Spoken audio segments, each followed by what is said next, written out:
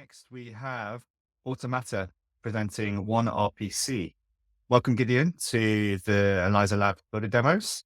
Thank you so much for taking the time to share a little bit about the project.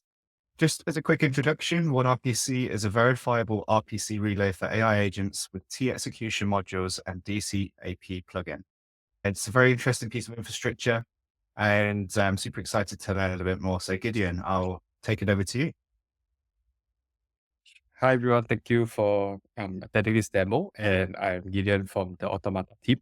And today I'll be presenting on how we can achieve a universal AI trust layer with one RPC. So just a brief introduction about ourselves. Automata is a machine attestation layer, and we verify the authenticity of machines on-chain using TE attestations. One of our products is one RPC, and it's an endpoint to verify both AI and Web3 interactions. The reason why we are building this is mainly due to the trust B problem that currently exists. So AI agents, they are running on opaque systems right now, and there are many multiple trust assumptions that they are running on. So we don't really know what's happening behind the scenes. And one of the solutions to this is trusted execution environments, which some of you may be familiar with, thanks to all the work that Fala has done with Eliza. But just a TLDR, they are isolated, secure enclaves that are designed to execute code and process data securely. So this means that unauthorized parties are unable to access as well as modify the code and all data that's running inside. So we believe that TEs, if we can add them into various components within the agentic stack, then this will help to add verifiability across the entire framework. So one of the ways that we are achieving this is through the decap plugin for elizaOS. The main reason why we can trust TE is indeed what it claims it is through remote attestation. So anyone can actually verify that this is indeed a legitimate TE. And if the agent is running inside that TE, we know that the workloads can be trusted. So our decap plugin posts all of these remote attestation reports on chain. So it enables a verification process that's both transparent as well as decentralized. Right now, our plugin supports both Intel SGX as well as TDX, which are two different models of TEs. And it has also been added into the Eliza plugin repository. So you can take a look with the link in the down here. One RPC is also aiming to create a root of trust for AI via these two approaches, which I'll be elaborating more in the next few slides. So initially, one RPC started out as a Web3 relay. And this was actually also mentioned by Vitalik quite recently regarding how we can actually achieve privacy guarantees by putting an RPC node inside a TE. Due to all of the security guarantees that the TE offers, then the node providers are unable to identify any data that can link the user to a specific wallet. So with this same concept, we also expanded its use case towards AI interactions.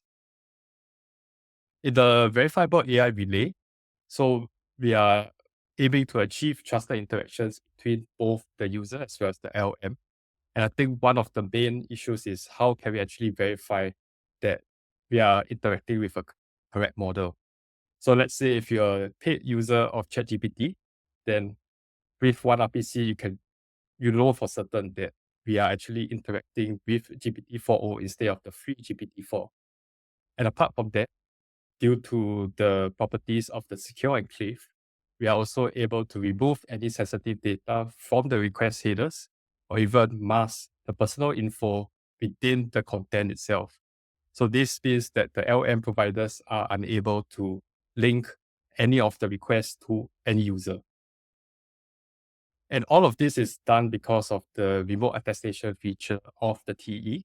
So users are also able to sign requests or responses and to also verify them so that we know that we are indeed interacting with a trusted TE relay.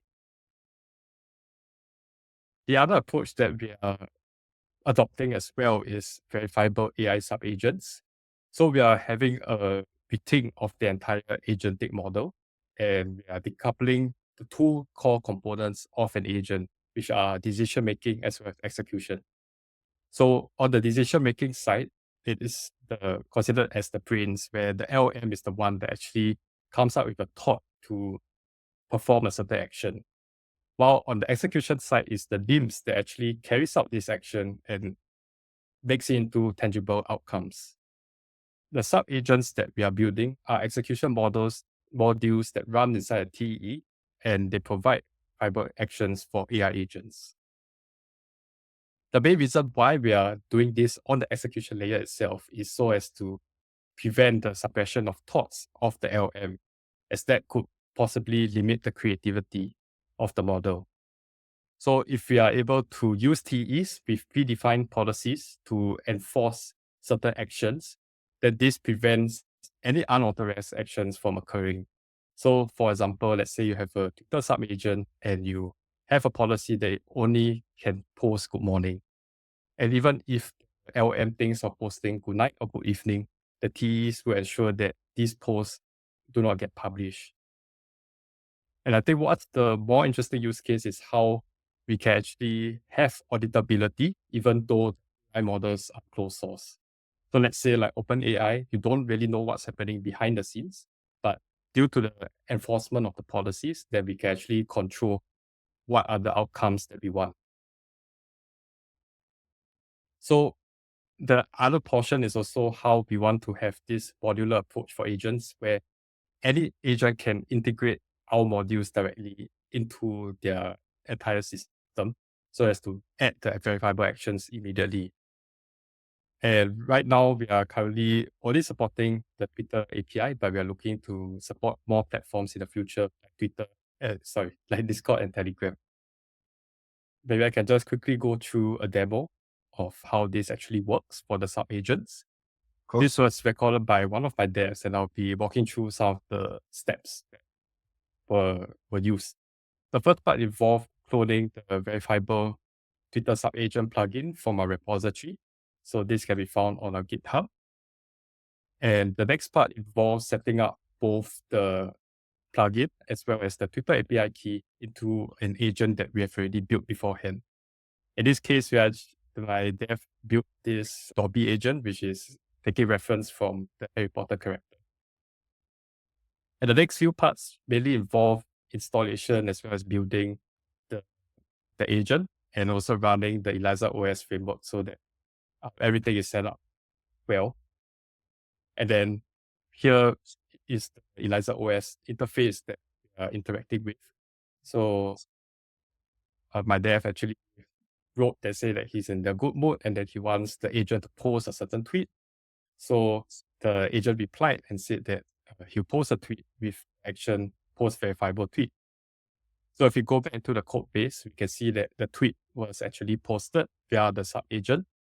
And going onto Twitter itself, you can see that the tweet was actually published.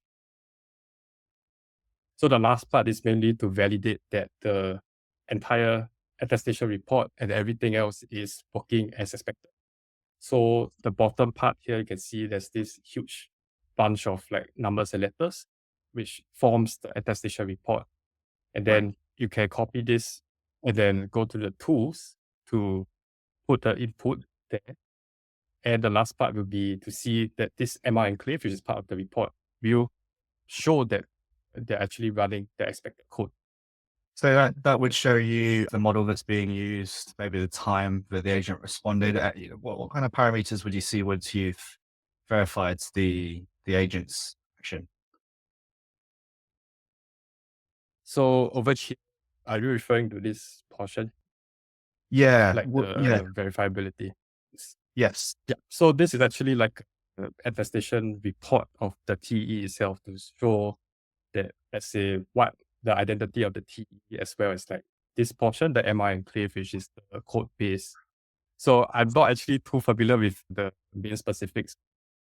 Basically, this will actually show you that a specific TE read this specific code. And then once we can verify that, then we know that the sub agent was working as expected without any modifications. Great. I think the screen's coming in and out of being a little bit distorted. So You can see it at some moments, then you can't. But if you're watching, you can pause and check what the parameters are there. Um, is that the end of your demo, Gideon? Yes, that's the end. So mainly just want to say Amazing. if you're interested in adding verifiable actions to your agents, then you can join the waitlist at onerpc.ai. Amazing. And yeah, It's basically that's the end. great to have you come in and demo. I know this is a huge problem, not a huge problem, but it's a huge challenge for agents if they're going to become more meaningful and interact in real world use cases. How can you verify the agent's actions?